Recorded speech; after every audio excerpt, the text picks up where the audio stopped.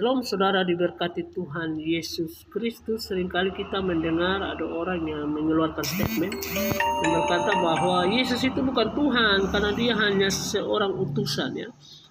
Ya saudara, kalau saudara memahami Yesus dengan cara atau berpikir seperti itu, berarti saudara memang salah ya.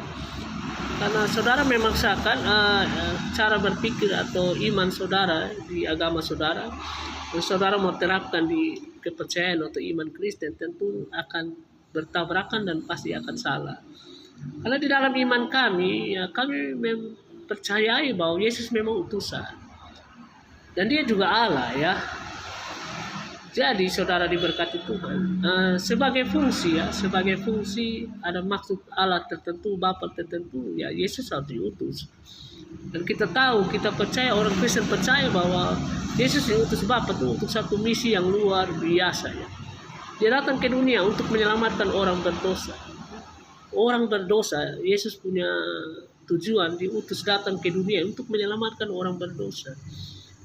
Dan ketika dia diutus Bapa untuk menyelamatkan orang berdosa, bukan berarti bahwa kealahannya itu hilang, ketuhanannya itu hilang. Ya, seperti cara berpikir orang-orang itu ya. Yesus adalah Allah, adalah Tuhan dari kekekalan sampai selama-lamanya, dia itu Tuhan. Tidak bisa terbantahkan, tidak bisa tergantikan hanya gara-gara dia diutus oleh Bapa ya.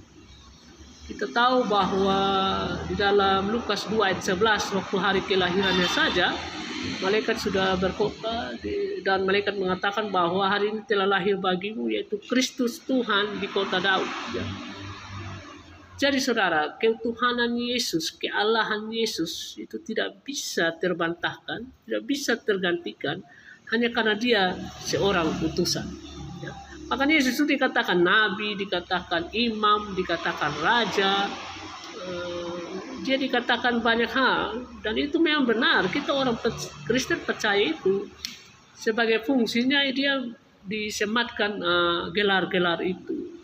Nah, itu bukan berarti membuktikan bahwa dia bukan Tuhan. Itu salah besar. Itu cara berpikir agama lain mungkin ya. Kalau agama kita tidak, kita tetap meyakini dia adalah Tuhan, dia Allah dalam pengertian yang sepenuhnya.